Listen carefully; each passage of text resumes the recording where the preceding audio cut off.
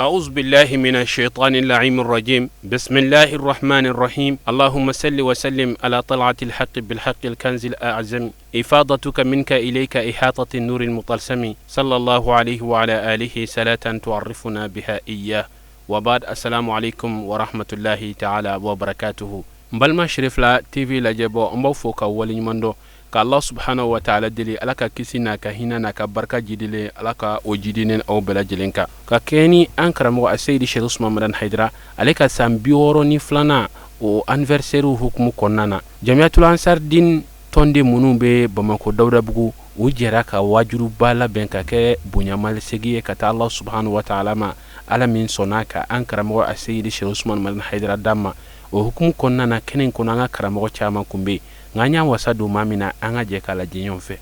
wala mi anga puma demne ala to ko ala mi demne no ala mballaba o ko fe am soro ka seli kira muhammadu ana somo bawka minum be ala ka hinena ani minum be ambuloya ambayina la fe shijan kina ala ka danuma wala ni ko ni soja mi men nabi usazu vraiment ne ka ni soja ere atsika sika foka se adana parce que makoro ko puma do ko ni ko ni soja bato ka tasma fie nan nunji ma faga dajiba faga o ni soja ko jugudi parce que ala ne ma do de kawyi an yerete amine chogodon doron di amago be mina ni alayini yo ya me fe ka barake oka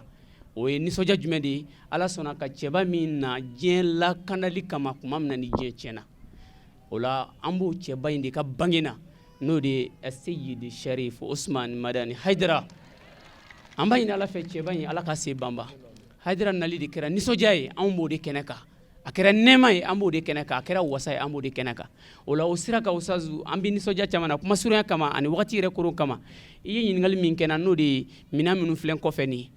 zamzami bangini kera ni soja ye abi bangi domi ka be 12 mema o sogomare de amita dotoroso do akome ambe comité mina o Dawda Bugu ye dotoroso saba de be ambulo ya a do sogomare fe anga secrétaire ubita dotoroso in kelengelen bela kata laje de min bangena ka be Haidara bangini ma jemi bangini kera nemay ola o den minu nanyolu soroka be 12 mema o den keleon kele hal na kera den keme Dawda Bugu ansaru bi jona kelengele beka musakay ambo kemunde kama ala e chemi ndi awma ka ke nemay Haidara ala ka balo ya rabbi ala ka me anye ola amba ke odi kama angale ko fera tangani ala fera bo shitane toroma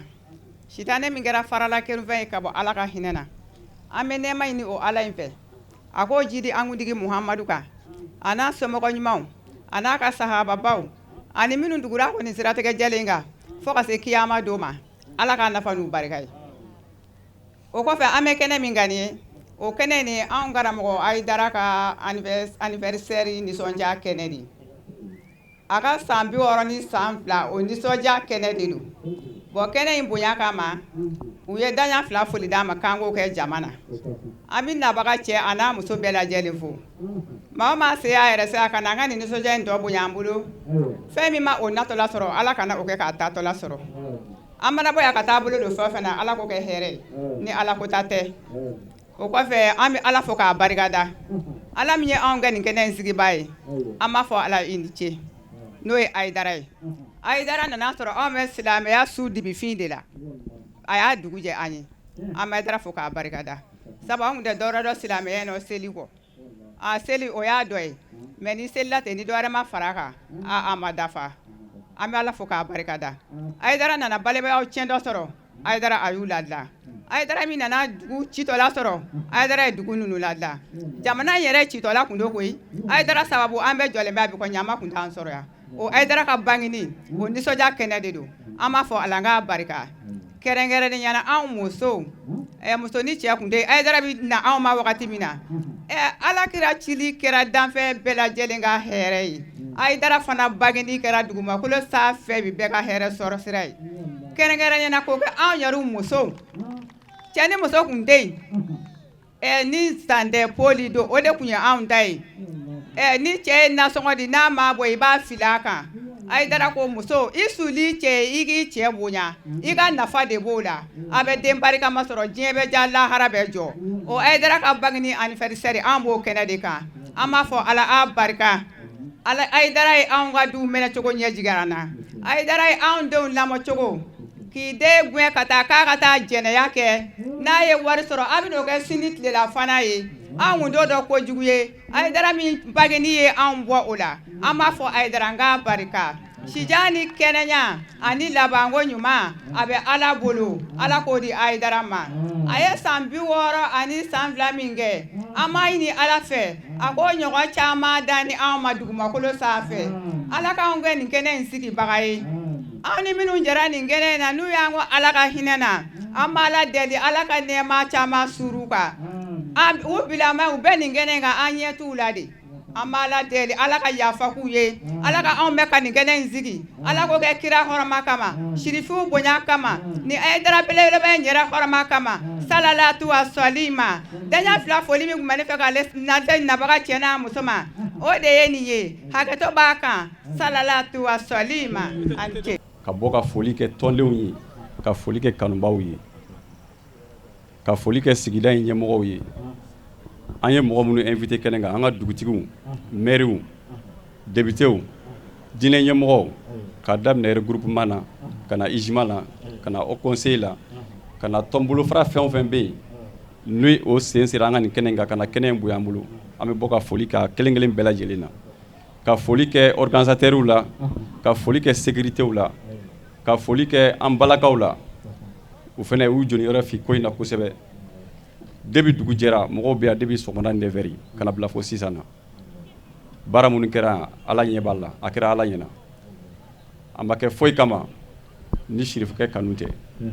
o la sirifukɛ bonya a n'a valeur ne tɛna n da don o la an karamɔgɔ bɛ yan o y'olu ka place ye mɔgɔ tɛ kuma di mɔgɔ ma a tila k'a kuma daminɛ na o la ka bɔ ka dakurunya fɔli kɛ jamiya tɔgɔ la tɔndenw bɛɛ lajɛlen na cɛ ni muso denmisɛn ni maakɔrɔba ka foli kɛ kanubaw la ka foli kɛ sigiɲɔgɔnw na minnu ye an dɛmɛ an bɛ foli k'u la sɛsi ko ta sira kan ani kuranko ta sira kan ani dumuniko ta sira kan ani jiko ta sira kan wari min bɔra sisan n'an ka karamɔgɔkɛ bɔra k'a fɔ nin bɔra 5 ni 20 ni 10 de la a dɔrɔmɛ bɔra nafolo min na an bɛ dugawu kɛ a bɛɛ dibaga ye nafolo ninnu u y'a bɔ nafolo min na Ala ka barika don a la nafolo in Ala kana ta minɛ langoloya Ala kana ban n'u la a ŋaniya ɲuman tun bɛ an minnu na n'an m'a se sɔrɔ yarabi Ala ka garijɛgɛ ɲuman d'an ma karamɔgɔ in Ala k'a mɛn an ye Ala ka si d'a ma Ala ka kɛnɛya d'a ma Ala k'an yɛrɛ kɛ kɔmɔgɔ ɲuman ye hakɛto bɛ nin kan sallallahu Muhamɛd o la namgɛlɛya su kelen ti tilabɔ walanda min bɛ an bolo an bɛna sira di an karamɔgɔ ma a bɛ don n'an ye walanda in kɔnɔ mubashara an b'a fɔ a ye ko faliyatafaddal mashkura a ko an bɛ tanga ɲini Ala fɛ a ka ne ni aw kisi ka bɔ seitanɛ tɔɔrɔ ma o min kɛra faralakɛriw fɛn ye ka bɔ Ala ka hinɛ bɛɛ lajɛlen na an b'a ɲini Ala fɛ ya Rabbi Ala ka ne ni aw kisi a tɔɔrɔ ma an y'an sinsin ni setigi Ala tɔgɔ barikama ye Ala min ye kow fɔlɔ n'o Ala in de b'a laban dali ye Ala ja cogo min na a y'a kɛ ten min ka wusa a y'o wusaya a wusayara e min ye o ka ku i fɛ n'a ma ku i fɛ i mago bɛ sa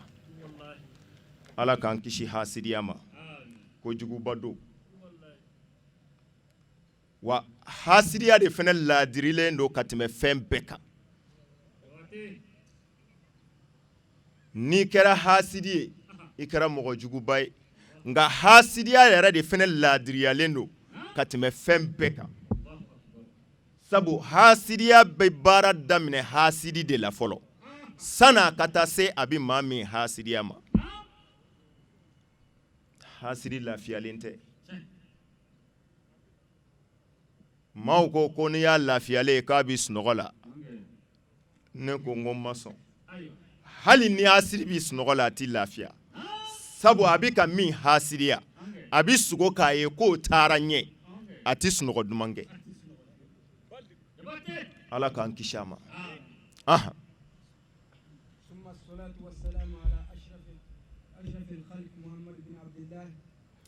a ko o kɔfɛ an bɛ kisi ni nɛɛma ɲini Ala fɛ a k'a kɛ danfɛnw na sɔn hɛrɛma kan min ye an kuntigi Muhamadu ye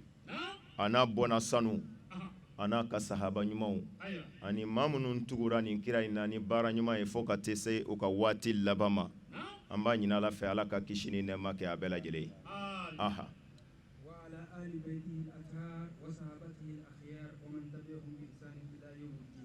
aha من هو السيد الشريف عثمان مداني حيدر ako i k'a dɔn su in na walanda bɛ min kan o de ye ko man huwa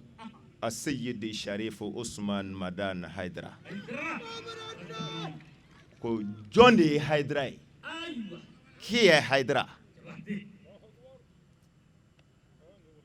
n'ale dɔnni ye o ye silamɛya bɛɛ dɔnni i fɛ k'a ban pewu wa an bɛna silamɛya bɛɛ de f'i ye su in na k'a ban pewu silamɛya tɔ tɛ min kɔ an bɛna o de f'i ye su in na o de ye haidara dɔnni ye n'i ye haidara dɔn kaban i ye silamɛya dɔn a banna sabu ale de ye silamɛya bɛɛ ye n ko haidara de ye silamɛya bɛɛ ye bi kɔni haidara de ye silamɛya bɛɛ ye dɔ bɛna fɔ ko mɔgɔ dɔ bɛ se ka kɛ silamɛya bɛɛ ye cogo di haidara ka jabate don kunfɛ kuma t'ale fɛ yen n'i ma faamu dɔrɔn kan'a to n ka taa k'i da n b'a bɛɛ walawala i ye dalilu wilibali la maa kelen dɔw bɛ kɛ silamɛya bɛɛ ye kira yɛrɛ ko ten muhammad sallallahu alaihi wa alihi wa sallam tuma jumɛn kira balolen kɛlɛ dɔ kundara kira n'a ka sahabaw kan sahabaw kamana ma guwa kɛlɛ si la k'u jɔrɔ f'u k'u kamana ban pewu o ma kɛ kɛlɛ si la ka nin kɛlɛ in bɔ wa kɛlɛ in yɛrɛ ma kɛ bilen a bɛ fɔ o kɛlɛ ma ko gazuwatu kandak kafiri bɛɛ de farala ɲɔgɔn kan a bɛɛ ka fara ɲɔgɔn kan k'u bolo di ɲɔgɔn ma ko u ka taa kira n'a ka sahabaw kɛlɛ madinɛ kɔnɔ bɛɛ labɛnnen ka fara ɲɔgɔn kan sahabaw kamana ganna sabu kɛlɛtɔw tun ye i n'a fɔ n'a fɔra kɛlɛ bɛna dawudabugu kama misali don ala kan'a kɛ sogonikɔkaw k'u labɛn u bɛna dawudabugu kɛlɛ a ka ca la dawudabugu na se u minɛ ko la mɛ n'a kɛra sogonikɔ y'i labɛn falajɛ y'i labɛn ɲamakɔrɔ y'i labɛn sabalibugu y'i labɛn balabugu y'i labɛn a bɛɛ farala ɲɔgɔn kan contre dawudabugu o kɛlɛ ye kamana gan ye dɛ kira ye sahabaw fara ɲɔgɔn kan ko an b'a kɛ cogo di sahaba kelen tun bɛ kira ka sahabaw cɛ la u b'ale wele ko salmanul farisi salmanu ko kira ma ale tɛ arabu ye dɛ persi de don kira ka sahaba don a ko kira ma a ko ni nin kɛlɛ sugu tun nana anw ka jamana kan an bɛ dingɛba sen so tɛ se ka dingɛ min pan an b'o se k'a kɛ k'an ka dugu lamini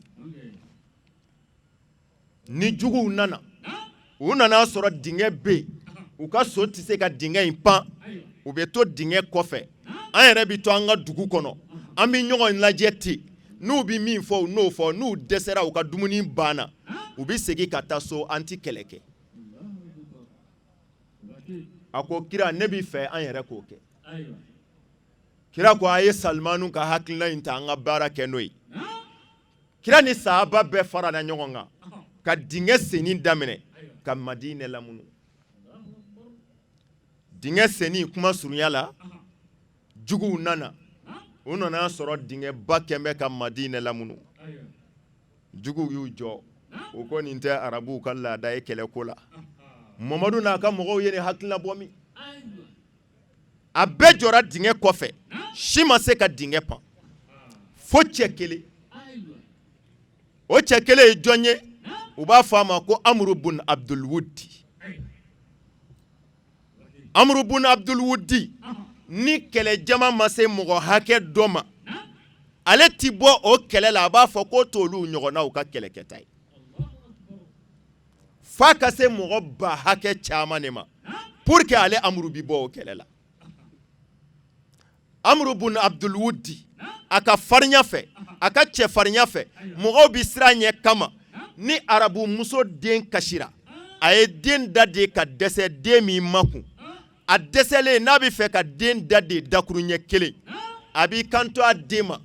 ni m'i makun n bi Amuru wele ka na i kama sisan n'o kɛra denyɛrɛnin b'i kɛ sewu Amuru ka cɛfarinya bonya fɛ o Amuru bun Abdul Wuddi a y'a ka so kɔtɔrɔnna bɔ ka so boli ka dingɛ pan ka n'i jɔ kira n'a ka sahabaw bi fasi min fɛ a y'a ka so kɛ ka dingɛ pan ka n'i jɔ o fasi fɛ ka sɔrɔ k'i kannabɔ kira Muhammad ma sallallahu alaihi wa sallam a ko Muhammad aw de m'a fɔ ko ni mɔgɔ min sara aw la k'o bi taa arijinɛ kɔnɔ ni min sara anw na k'o bi taa jahanɛmɛ kɔnɔ yali aw de m'o fɔ wa k'o kuma ne Amuru pɛrɛnna jahanɛmɛ kɔnɔ don kama yali cɛ bi aw la min bi arijinɛ fɛ wa o ka bɔ ne Amuru kama n k'o bila lahara ne ti n fa dɔn n k'o ye fa dunan de ye bɛɛ y'i kɛ sewu bilahi maa ma kuma Amuru laban a seginna a kan a ko yali cɛ ti aw la min bi arijinɛ fɛ n ko ne Amuru pɛrɛnna jahanɛmɛ kɔnɔ don kama n bɛ fɛ ka taa lahara n bɛ fɛ ka don jahanɛmɛ kɔnɔ yali mɔgɔbaw la min bɛ arijinɛ fɛ wa o ka bɔ ne Amuru kama face à face bɛɛ y'i kɛ sewu Seydina Ali wulila a y'i jɔ a ko kira a ko diɲɛ di ne ma n b'i bɔ kafiri kama kira ko Ali a ko y'i sigi a ko Amuru do koyi Ali y'i sigi Amuru tora n'a ka kuma ye a y'a tɔ kɛ cɛ tan tɔgɔma ye a ko karisa tɛw la wa karisa yɛrɛ tɛ yen wa bɛɛ y'i kɛ sewu Seydina Ali wulila tiɲɛ filanan a ko kira a ko diɲɛ di an ka bɔ kafiri kama kira ko Ali a ko y'i sigi Amuru do koyi Ali y'i sigi Amuru ba n'a ka kuma ye hali bi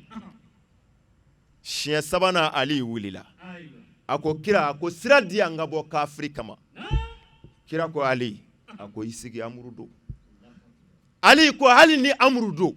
ne yɛrɛ de ye Aliyu ye ne de b'i bɔ nin kafiri in kama o yɔrɔ in na kira y'a ka jalamugu bɔ a ye Seydina Ali cɛsiri Ali y'a ka Zilkafari bɔ a taana k'i dankɔrɔba taama k'i kunda Amuru kan Ali tatɔla Amuru nɔfɛ kira ko silamɛya bɛɛ bɔra sisan kafiriya bɛɛ kama kira silamɛw bɛɛ ma bɔ koyi Ali de bɔra mais e dun ko silamɛya bɛɛ ja mɔgɔ kelen dɔw bi kɛ silamɛya bɛɛ ye wallahi ya Ali kɛra silamɛya bɛɛ ye wa ni Ali tuma bɔ silamɛya dajira sabu Amuru wulila ko jɔn bi arijinɛ fɛ a k'o bila lahara o ka don arijinɛ kɔnɔ walima o k'ale bila jahanɛmɛ kɔnɔ nka ale pɛrɛnna jahanɛmɛ kɔnɔ don kama jɔn bi arijinɛ fɛ cɛ ma sɔrɔ ka laban k'a kɛ cɛ tan tɔgɔma ye maa si ma bɔ Ali wulila a ko ni kira ko ye ko silamɛya bɛɛ bɔra sisan kafiriya bɛɛ kama Ali kɛra silamɛya bɛɛ ye Ali ni n'i jɔ Amuru la Amuru ko a ko e tɔgɔ Ali ko a ko ne tɔgɔ ko Ali Abu Tɔlibu den kɔni Amuru ko a ko n terikɛ den wa a ko n den a ko ne t'e fa a ko e fa kun ye ne teri ye e fa fatulen kɔfɛ ne k'o den faga ne na n terikɛ ɲɛ ja a kɔfɛ a ko n den ninnu y'i denmisɛnnin filɛ de u y'a dɔn e ye denmisɛnnin ye i ti ko kalama u y'e bila ka na ne nɔfɛ n'o tɛ ne kan t'e ma n kan bɛ cɛkɔrɔba ninnu de ma n den segin i ka taa Ali ko a ko u ma ne nɛgɛn dɛ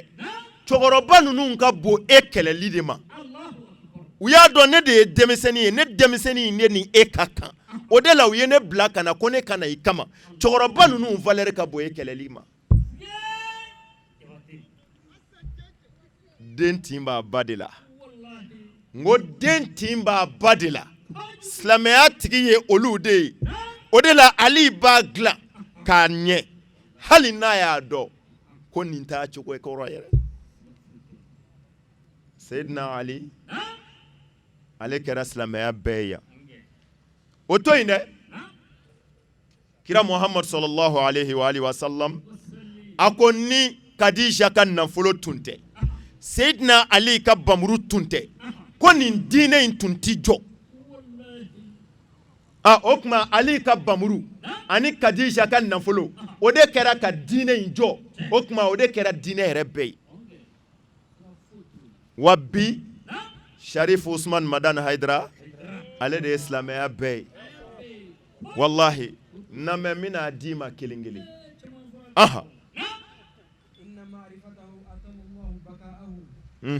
a ko I k'a dɔn Haidara dɔnni ya Rabbi Ala ka sijan ni kɛnɛya d'a ma a y'o naamu minɛ sa a y'o amina minɛ sa hey a ye duwawu kɛ ko Ala ka Haidara mɛn Mali in kɔrɔ yan n'ale tɛ Mali bi dafiri seconde kelen billahi tallahi ale de bi Mali jigi kɔrɔ kɔrɔfɛkɛla kɛra u ɲɛna yan o ayi kɔnɔdimi tɛ dɛ ɲɛdimi don a kɛra an bɛɛ balolen ɲɛna yan ale de y'an bɔ bolo la n'o tɛ sisan kun b'a sɔrɔ dɔ kɛra Guinéen ye dɔ kɛra Sénégalais ye dɔ kɛra Ivoirien ye Malien na sabu yɔrɔ min ka surun yɔrɔ min na bɛɛ kun bɛ taa ye mais ale de wulila k'i jɔ ka Mali bɔ bolo la billahi ka kɔrɔfɛkɛla k'a datugu ale de y'a kɛ o de la an ka tɔnden dɔ bɛ yen a Tɛtɛbugu la ka kɛlɛ to a 12 la ale sugora ka kira Muhammadu sallallahu alaihi wa alihi wa sallam kira min ko n'i y'ale ye sugo la ko I kana sigi a y'a ye cogo o cogo la ko ale Muhammadu don ko sabu seitanɛ tɛ se k'a yɛrɛ k'ale ye an balimakɛ in ye kira ye sugo la a ko kira ma a ko kira Muhammadu a ko e famara anw ma dɛ a ko I tɛna bɔ anw ka jamana kan ko fitinɛ b'anw ka jamana kan kɛlɛ bi anw fɛ yan anw kamana ganna ale tilara o kuma la yɔrɔ min na dɔrɔn a ye Haidara jɔlen ye kira kɛrɛfɛ kira y'i bolo da Haidara kamankun na ko kira ko ka nin to aw fɛ yen ko a y'aw hakilila tigɛ ko aw ka jamana bi suma ka nin to aw fɛ a y'a hakilila tigɛ a kɛra cogo di a y'a suma dɛ Ala k'a faamu cogo ɲuman d'an ma o de la n ko a ye duwawu in laminɛ Ala k'a mɛn an kɔrɔ san 62 a y'o balo et puis ɲina anniversaire kɛra kabako anniversaire de anniversaire bɛnna don min ma a su bɛnna don min ma juma su don ka anniversaire bɛn juma yɛrɛ ma o ye don kuntigi ye a ma dan o ma dɛ anniversaire labana ka bɛn nisfu Shaban de ma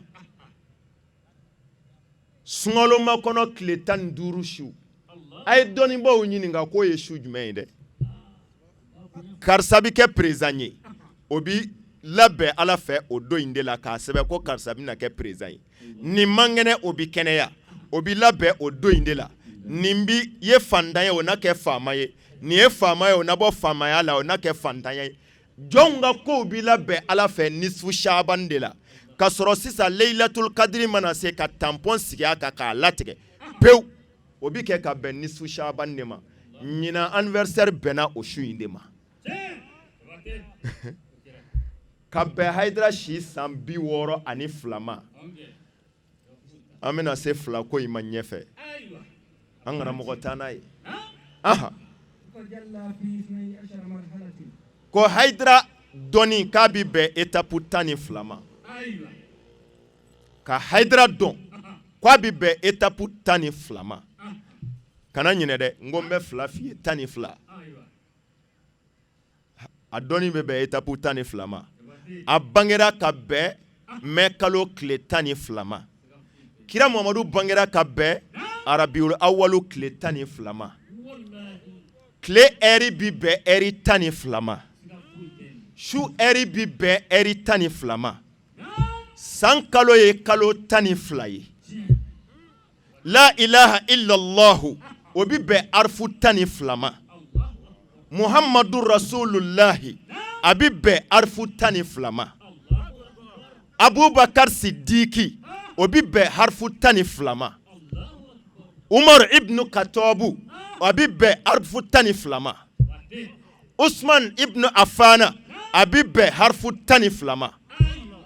Aliyu ibn Abi Talib a bi bɛn harfu 12 ma. Dolo Buruju a bi bɛn buruju 12 ma. 12 ti gansan ye. Ngo 12 ti gansan ye. Wa Haidara yɛrɛ dɔnni bi bɛn étape 12 ma.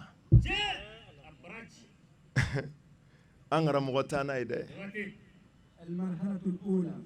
A ko Haidara dɔnni fɔlɔ a étape fɔlɔ.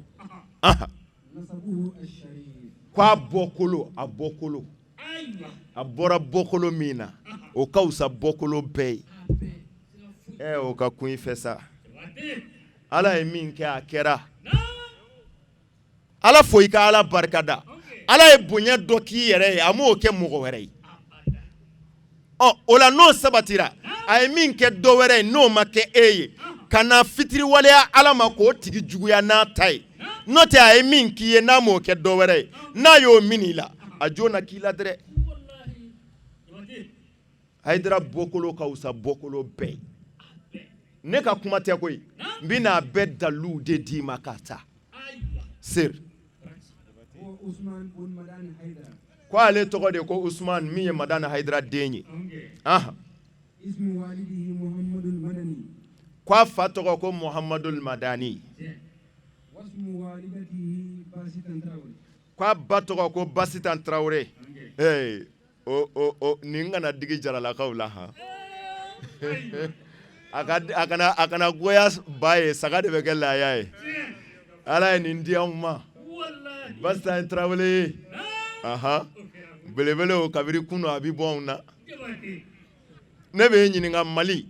ne kan tɛ Segu ma n kan tɛ Mande ma n kan tɛ yɔrɔ si ma. Mali jɔn ye Mali mara san 27 ni Traore tɛ jɔn ko mɔgɔ kelen fɔ ye. Mɔgɔ m'o kɛ wa n ma d'a la ni mɔgɔ n'o sɔrɔ bilen. Sabu kabiri sigitɔ la i wuludenw bi f'i ye. O ti mɔgɔ sɔrɔ. O kuma Traore Ala y'anw sɔn. Nin ka kun mɔgɔw fɛ dɛrɛ. Jaralakaw nin dira anw ma. Ko Haidara bangera Tamani. Ka bɛn 1955 ma. Haidara bangera ka bɛn o de ma Tamani. Ne dama gwaloma ko. Cɛkɔrɔba min y'a fɔ n ye wallahi n t'a hakɛ dɔn a ka ca cɛkɔrɔba mɔgɔ 3 ye. Minnu ko u ɲɛ yɛrɛ y'a ye. A ma kɛ ne ɲɛna dɛ. Ko yani an karamɔgɔ ka bange don o don fajirida kɛnɛ fɛ ko bamuru dɔ ja tun bi bɔ kabakolo la bamuru dessin bi bɔ kabakolo la. Yani Haidara bangeli cɛ don o don fajirida kɛnɛ yani tile ka bɔ i b'a bamuru ja ye kabakolo la.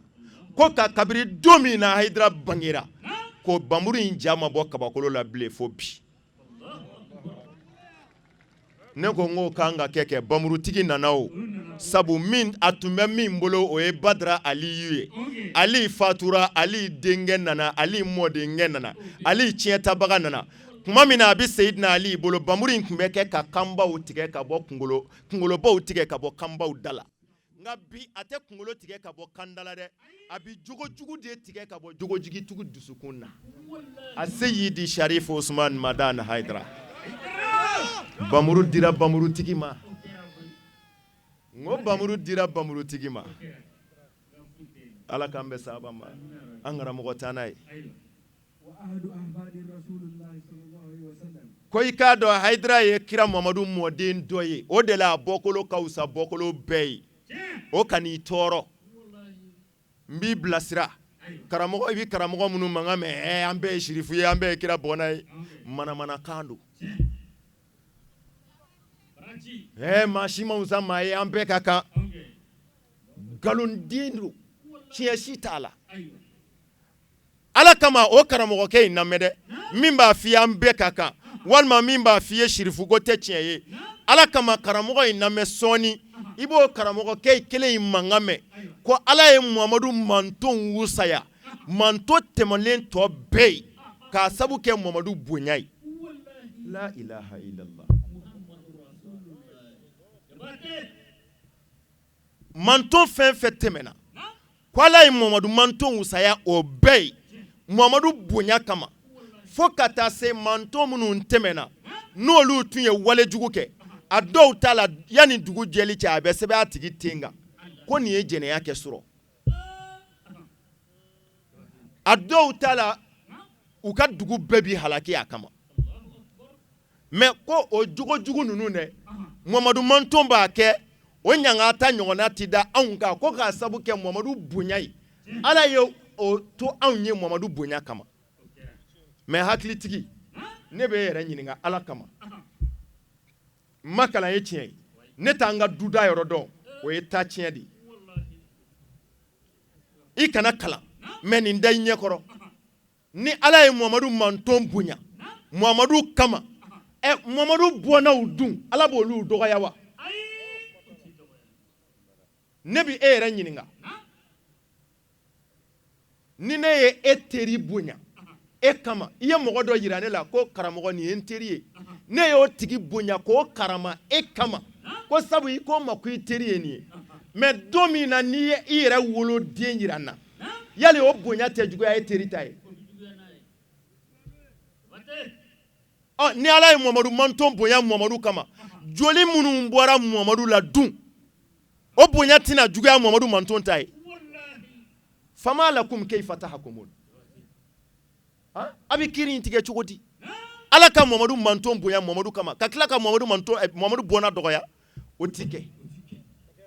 a bɔnna ka wusa bɔnna bɛɛ ye alal itlaq Haidara bɔra o joli in de la am yahsuduna nasa ala ma atahumullahu min fadlihi fakad atayna ala Ibrahim alkitaba wal hikmata wan nubuwa yani wan nubuwa wal hikma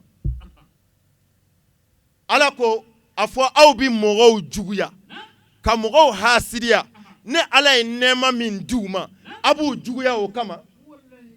Ala ko tiɲɛ yɛrɛ yɛrɛ la dɛ Ibrahima bɔnnaw kad atayna ala Ibrahim alkitaba ne Ala de ye kitabu dɔnni di Ibrahima bɔnnaw ma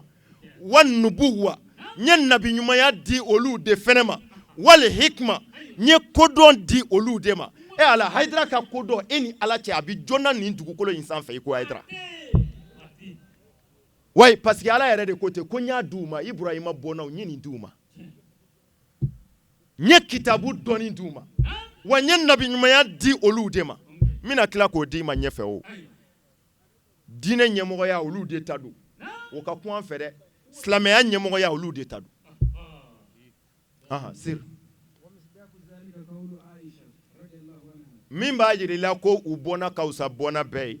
ko a dalilu filɛ Aishata de y'a fɔ n'o ye Abubakar denmuso Aishata ye ko a y'a mɛn kira Mamadu fɛ kisi ni nɛɛma bi Ala ka kira ye ko kira ko Jibrila nana ale kira Mamadu ma fakala ko ale Jibrila ye dugukolo kɔrɔ ni tilebi ko a y'a bɛɛ boli k'a ban pewu ko ale ma cɛ kelen ye dugukolo sanfɛ min ka wusa Muhamadu ye fiyewu Jibrila ko ale ye dugukolo boli k'a ban pewu a ma cɛ kelen ye dugukolo sanfɛ min ka wusa Muhamadu ye ko a ma du si den ye du min den ka wusa Bani Hashimu du den dɔ ye o ye kira Mamadu bɔ du de ye o ye Haidara faso du de ye ko duden tɛ min ka wusa o duden ye a dalilu bi kitabu min kɔnɔ a tɔgɔ ko Layalil Baishawir ko Alamatul Hamdani fɛnɛ ye kuma in lakale ko a y'a minɛ ka bɔ a y'a minɛ Ahmadu fɛ n'o ye Muhamadu den ye Karzi Bagdadi ka don ko a ko a y'a mɛn Ahmadu bun Hanbal denkɛ Abdullahi fɛ o ko cogo di k'o y'a lakale sa'altu abi ko ale y'a fa Ahmadu bun Anbali ɲininka fasamantiya la sahabaw ni ɲɔgɔn cɛ. Ahmad bun Anbal silamɛya mazhabu belebeleba ye 2 ye 4 ye yani min dɔnnen don anw fɛ yan. O taasira kelen dɔ ɲɛmɔgɔ ye Ahmadu bun Anbali ye. Diinɛ ɲɛmɔgɔba don. O denkɛ de tɔgɔ ko Abdulahi. Denkɛ in de ye a fa ɲininka ko sahaba bɛɛ ni ɲɔgɔn cɛ jɔn ka wusa sahaba bɛɛ ye. Ahmad bun Anbali ko cogo di? Abu Bakr wa Umar wa Usman. A kelen kelen fɔ an karamɔgɔ. Abu Bakr. Ko ale fa ko Abubakar. Ko de ka wusa sahaba bɛɛ ye. Wa Umar. Ko kɔfɛ Umaru ka wusa sahaba bɛɛ ye. Seydina Umar Al-Faruq. Wa Usman. Ko kɔfɛ Usman ka wusa sahaba tɔ bɛɛ ye. Summa sakata. Ko a kɛlen k'o fɔ a y'i da de a y'i kɛ sew. فقلت يا أبتي أين علي بن أبي طالب كرم له وجهه. Ko ale ko n fa e ni n cɛ 3 tɔgɔ fɔ i y'i da de. O kuma Ali dun e ma Ali tɔgɔ fɔ. O kuma Ali dun. فقال هو من أهل البيت لا يقاس به هؤلاء. Ko ale fa ko a ma ko Ali ye kira somɔgɔ dɔ de. O ye Ahlul Beiti de. O ni ninnu tɔw ti suma. La yukasu bihi haula'i. Ko Ali ni ninnu tɛ bila minɛn kelen kɔnɔ ko k'u peze. Ali ye kira ka so dunge de. Ni bi président tɔgɔ fɔ, ni ye Ala tɔgɔ fɔ, I ye Ala dɔgɔya. Ni bi président compter, ni ye Ala compter, I ye Ala dɔgɔya. O kuma Ali ni ninnu ti suma yɔrɔ kelen na, kira somɔgɔ don. O kɔrɔ Ali ka bon ni ninnu ye.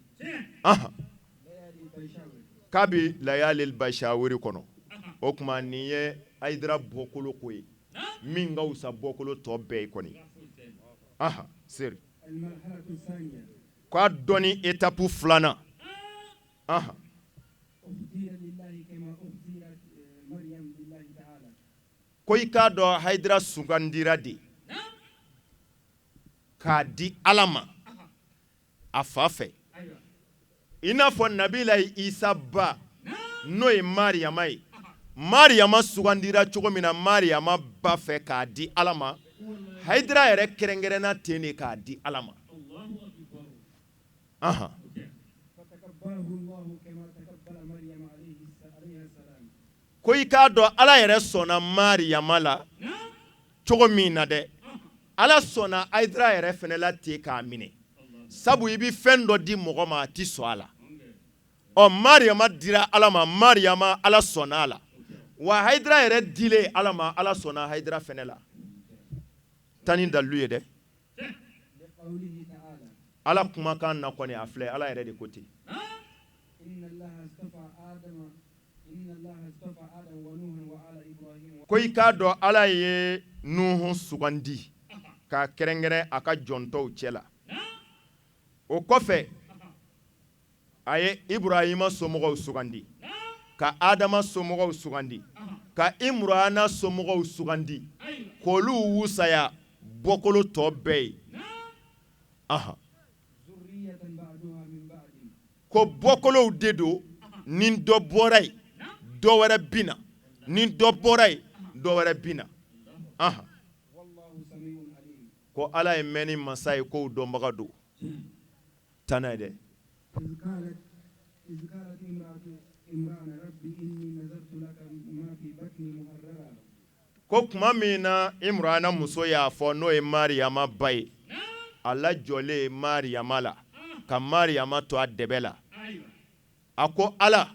a ko I ye n lajɔ den min na nin ye, I ye ne garijɛgɛ den min na nin ye. Ala ni den in bangera, ne bi den in di e Ala ma, n b'a kan hɔrɔnya k'a d'i ma. Mariyama ba ye o de fɔ, k'a lajɔlen to Mariyama la. Seri. فتقبل مني. Ala n b'a ɲini I fɛ I ka den in minɛ ne Ala bolo, ne Mariyama bolo yani, ne Imurana muso bolo. إنك أنت السميع العليم. Ala e bi kumaw mɛn I bi kow dɔn. فقال الله إجابة لقولها. Ko Ala ye Imurana muso jaabi Ala ko فتقبلها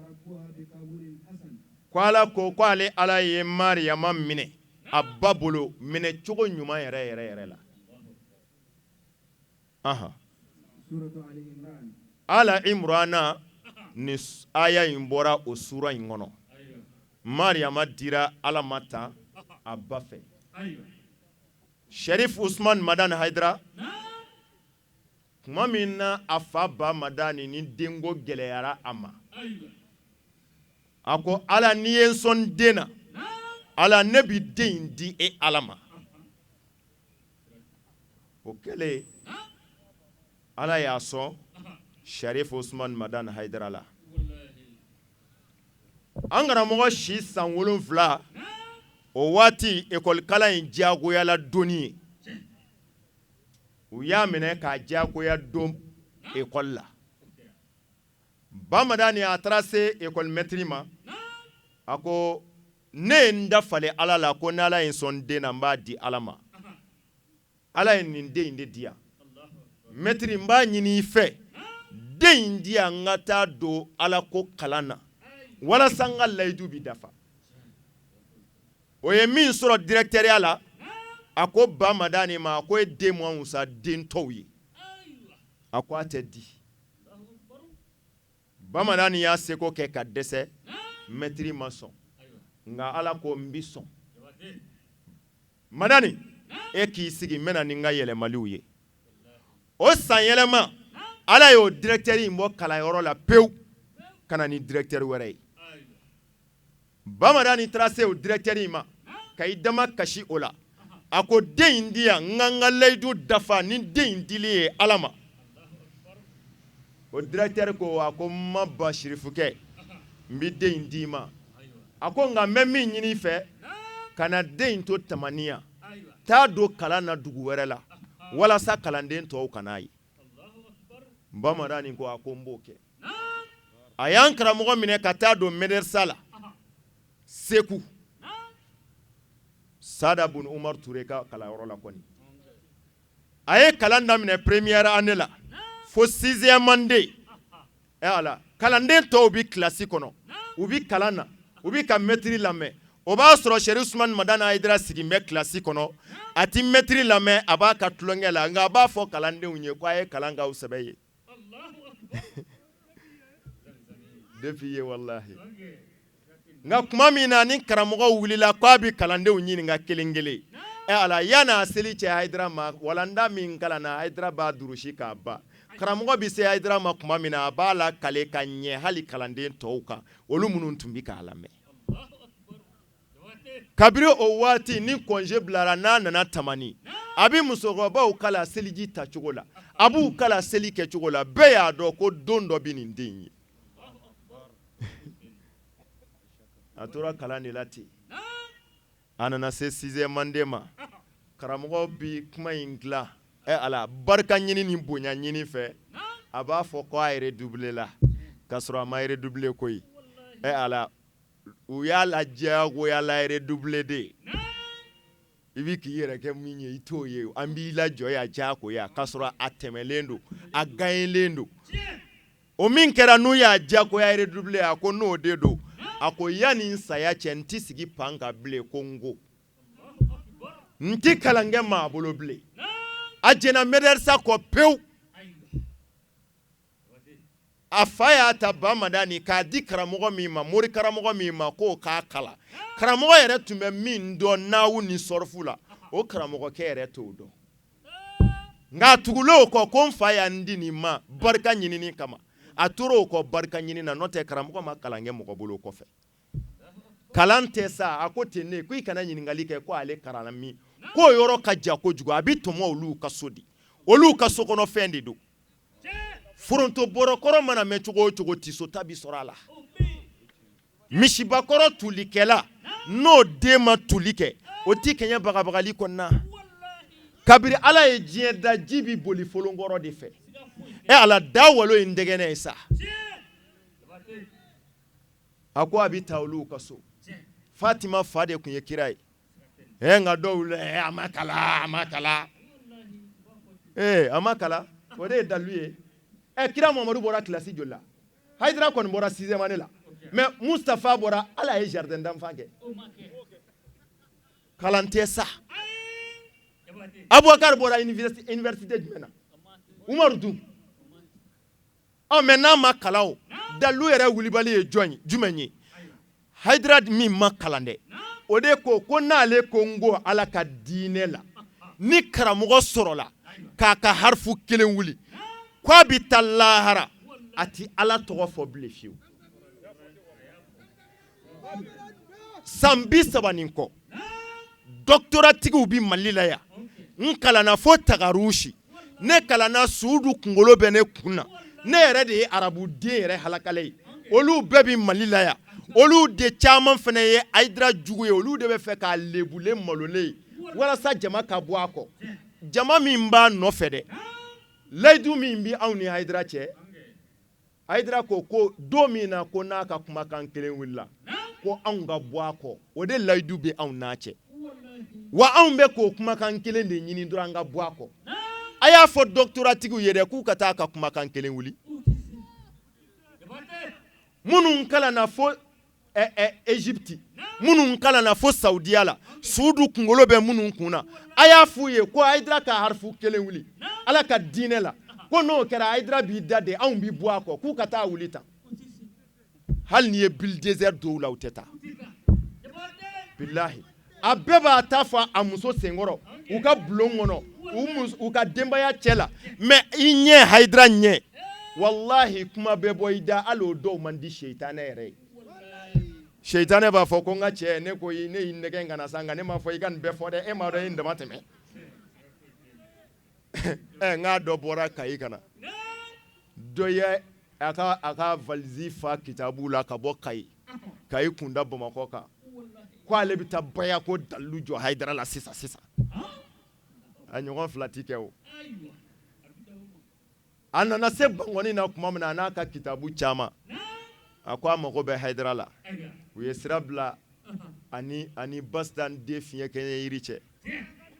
Bamada ni den kɔlɔci kɔlɔ kɔni u ye sira bila ani karamɔgɔ cɛ ani karamɔgɔ kɛlen ka ɲɔgɔn ye yɔrɔ min na n'u ye foli kɛ ka bɔ karamɔgɔ ko a ma a ko i bisimila an karamɔgɔ a ko dɔ di a ko mana dɔ wɛrɛ la ko a ko nana dugawu de ɲini i fɛ i ka dugawu kɛ a ko nana dugawu ɲini i fɛ karamɔgɔ yɛrɛ yɛlɛla sabu i natɔla karamɔgɔ fɛ yen bilahi mun b'i kɔnɔ i bɛna mun fɔ e bɛ fɛ ka mun kɛ karamɔgɔ tilar'i la ka ban bilahi n'a ɲɛ dar'i k'a tilar'i la ka ban a b'a tugu de k'e to yen mais bilahi min b'i kɔnɔ a tilara karamɔgɔ yɛrɛ yɛlɛla karamɔgɔ ko a ma ko i bisimila ko i sigi an ka dɔ baro u ye baro kɛ a banna a yɛrɛ y'i bolo don i kun ka 1000 bɔ k'o di karamɔgɔ ma baro bannen a ye sira ɲini ko a bɛ taa karamɔgɔ y'a bila sira taara a yɛrɛ taalen Kayi a yɛrɛ de taara lakale a ko n taara kabiri ɲɛ dara Haidara kan a ko n y'a dɔn wallahi ni ni ala bɛ ɲɔgɔn fɛ a ko n y'a dɔn maa o maa ye nin sɔsɔ ala b'i ta tiɲɛ a ko o de la a ko n ko a ma n k'a ka dugawu kɛ n ye sabu n y'a dɔn a ka dugawu b'i minɛ n ye 1000 bɔ k'a d'a ma a ka dugawu kɛ n ye walasa ni n kɔ bɛɛ ta ka ɲɛ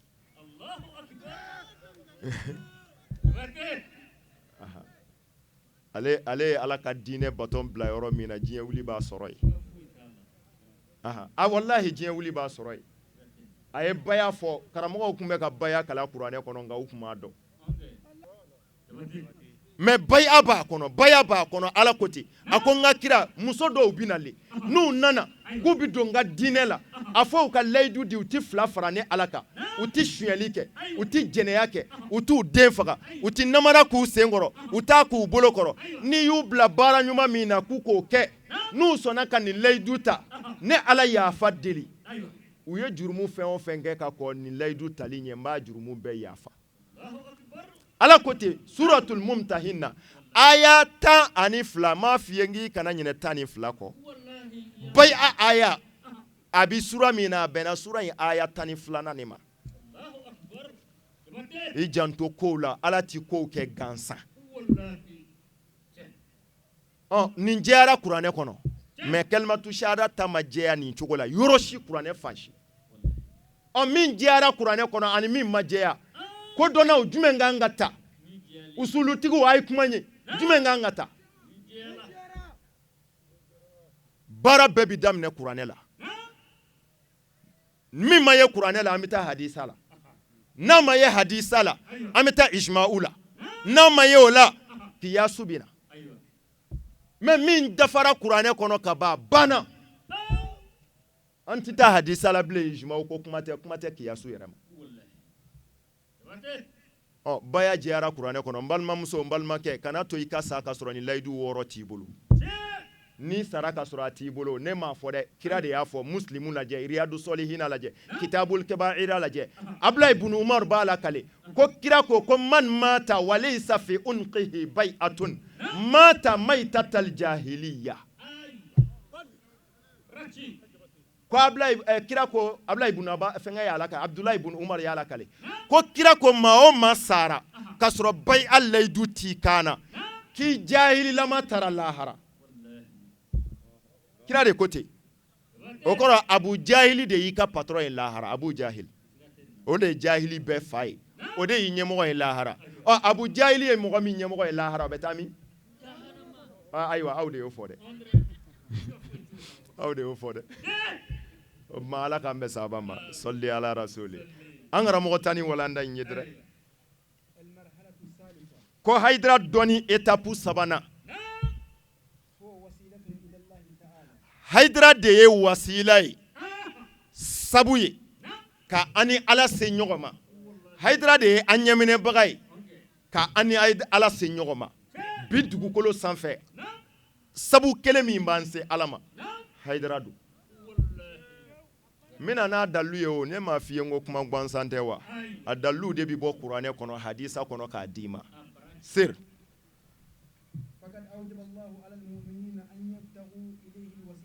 ko Ala y'a wajibiya mumini bɛɛ kan silamɛ bɛɛ kan ko an ka wasila minɛ ka sabu minɛ min b'an se ale Ala ma Ala y'o kɛ diyagoya ye bɛɛ kan o de la i bɛ dɔw mankan mɛn Hayidara ka mɔgɔ ninnu Ala ko mɔgɔw tɛ koyi mɔgɔ batolaw de don u bɛ ka Hayidara de bato mɔgɔ yɛrɛ k'i ka ko bɛɛ bila ko ka tugu mɔgɔ kɔ la ilaha illallah karamɔgɔ e kalanna min i ka kalan in bɔra min seitanɛ ta don wa Ala ta don jɔn de bɛ diɲɛ kɔnɔ min tɛ mɔgɔ kɔ o ye jɔn ye ni kafiri tɛ hali kafiri sɛbɛn bi mɔgɔ kɔ donsow ka kɛnɛ kan ni an ka sinbonba ye o bonya tɛ sigi o gasi tɛ sigi silamɛya la maa o maa ko k'a tɛ mɔgɔ kɔ bilahi talahi kafiri don n y'o de f'i ye kuma gansan tɛ ne fɛ yen a dalilu jɛlen k'a d'i ma n'i banna a la dɔrɔn i mako sara n'i ko i ye kadiriya ye i karamɔgɔ ye mɔgɔ de i karamɔgɔ ye jɔn ye Sheikh Abdul Qadir Jeilani Kutubu Rabbani kadiriya bɛɛ b'o de kɔ mɔgɔ don shirifu don kira mɔden don n'i ko i ye tijaniya ye i karamɔgɔ ye mɔgɔ de i karamɔgɔ ye jɔn ye Sheikh Ahmadu Tijani a kaburu bi Maroc mɔgɔ don adamaden don n'i ko i ye siya ye siya i karamɔgɔ ye mɔgɔ de i bi jɔnkɔ Seydina Ali don karamallahu wajhahu mɔgɔ don wa n'i ko i ye wahabiya ye i karamɔgɔ ye mɔgɔ de i karamɔgɔ ye jɔn ye Muhammadu bun Abdul Wahabi i karamɔgɔ ye o de ye mɔgɔ don najidi ka don najidi a bɛ bɔ najidi seitanɛ ko k'ale bɛ bɔ yɔrɔ min na Muhammadu bun Abdul Wahabi bɛ bɔ yen de ne m'a fɔ dɛ seitanɛ de y'a fɔ wa a b'an ka kitabu de kɔnɔ a b'i karamɔgɔkɛ yɛrɛ de ka kitabu kɔnɔ seitanɛ y'a fɔ yɔrɔ jumɛn don min na ni Kuresiw farala ɲɔgɔn kan Daru Naduwa kɔnɔ k'u ka ɲɛɲini Muhamadu ko la u b'a faga wa u b'a gɛn ka bɔ dugu kɔnɔ wa o labɛn bi senna tuma min na cɛkɔrɔba dɔ nan'i jɔ bulonda in na o bulon kɔnɔ hali dugulen den bɛɛ ti don bulon in kɔnɔ sango dunna mais seitanɛ y'i kɛ cɛkɔrɔbanin ye ka n'i jɔ Kureshiw cɛkɔrɔbaw y'a jɔlen a donna u fɛ bulon kɔnɔ olu ko e bɔra min e ye jɔn ye a ko dɔwɛrɛ tɛ ko a ko ne y'a mɛn k'a fɔ a bɛ ka erreur kɛ Muhamadu ko la a k'a faga wa ou bien a k'a gɛn ka bɔ dugu kɔnɔ ne dun ye Muhamadu jugu dɔ ye n nana fara aw kan ne jugu ka fara jugu kan ka jugufin kɛlɛ a ko n nana fara aw kan n ka ɲɛɲini Muhamadu ko la u ko e dun bɔra min a ko ne bɔra Najidi billahi tallahi diɲɛ karamɔgɔ bɛɛ ye seere Shetane ko ale bɔra Najidi o de ye Muhamadu bun Abdul Wahabi faso ye kira balole kira ko ala barika don Shamina i ka barika don Yamanina sahaba dɔ ko kira an ka Najidi bɛ yen dɛ kira y'i kɛ sew a ma kuma kira seginna kan ko ala barika don Shamina ala barika don Yamanina sahabakɛ ko kira an ka Najidi bɛ yen kira y'i kɛ sew kira seginna ka siɲɛ sabanan a ko ala barika don Shamina ala barika don Yamanina sahabakɛ ko ala ka kira n ko an ka Najidi bɛ yen kira ko Shetane gere bɛna falen Najidi n ti dugawu k'a ye e dun ko k'e tɛ mɔgɔ kɔ i karamɔgɔ ye Muhamadu bun Abdul Wahabi ye mɔgɔ don jɔn ko a tɛ mɔgɔ kɔ o to yen dɛ m'a f'i ye n ko masabuba ye 4 ye min dɔnnen don anw fɛ yan n'i b'i ka kiri ta dɔrɔn silamɛya la i b'a ta o 4 dɔ la kelen ka masabu kan mais Mali yɛrɛ bɛɛ bɛ min kan o ye Imam Maliki ka taasira de ye Imam Maliki ye ala ya mɔgɔ don mais an bɛɛ tugun b'a kɔ o fɛnɛ da kɛrɛfɛ misiri minnu jɔlen filɛ an bolo nin ye tan n'an taara ko an ka seli an bɛ min bila an ɲɛ nin ye sen 4 de b'a kun wa min bɛ bila an ɲɛ ko alimami sen 4 b'a kun wa sen 2 de b'a kun n ko sen 2 de b'an tɔw fɛnɛ kun mais mun na an b'a bila an tigi ɲɛ an bɛɛ ɲɛ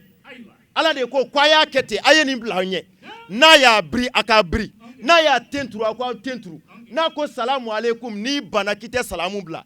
ko ne mɔden ne ka tugu o kɔ ni denmisɛnnin fitinin fɛn wolola ɲɛna ala ko mago t'i ka seli la n ka sira t'a la n'a ye salamu bila i b'a bila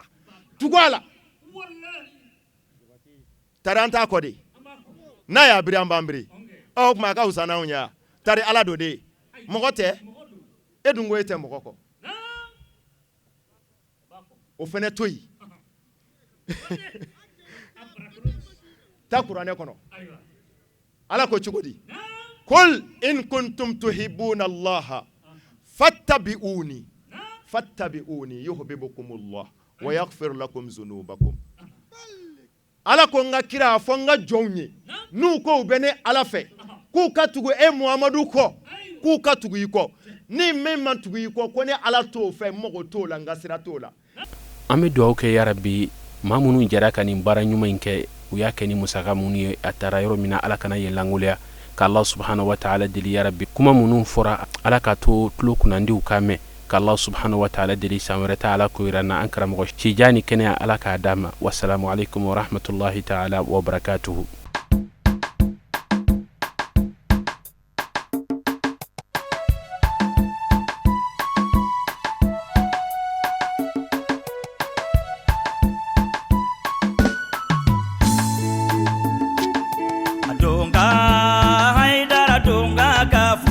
Sanu